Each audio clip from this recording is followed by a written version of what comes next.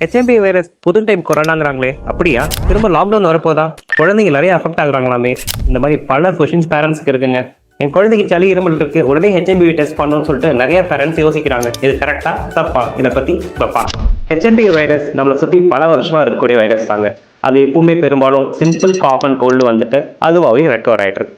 அதையும் பார்த்தீங்கன்னா ஒரு சிலருக்கு கம்மியாக இருக்க குழந்தைங்கன்னா அதிகமாக மூச்சு வாங்க இருந்தாலும் ஐசியூ அட்மிஷன்ஸும் ஆக்சிஜன் ரெக்யர்மெண்ட்டும் தேவைப்படும்.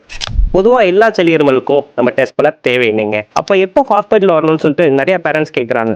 உங்கள் குழந்தை எப்பவும் விட அதிகமாக மூச்சு விடுறாங்க, எதை சாப்பிட்டாலும் வாந்தி எடுத்துகிட்டே இருக்காங்க, ஆக்டிவிட்டி ரொம்ப கம்மியாக இருக்காங்க, கண்டிப்பாக பக்கத்தில் இருக்க டாக்டரை காட்டணுங்க. இந்த ஹெச்ஐவிக்கு ஏதாவது ஸ்பெசிஃபிக் மெடிசன்ஸ் இருக்கான்ட்டு எல்லா பேரண்ட்ஸும் கேட்குறாங்க. அதுக்குன்னு எந்த ஸ்பெசிஃபிக் மெடிசன்ஸும் இல்லைங்க.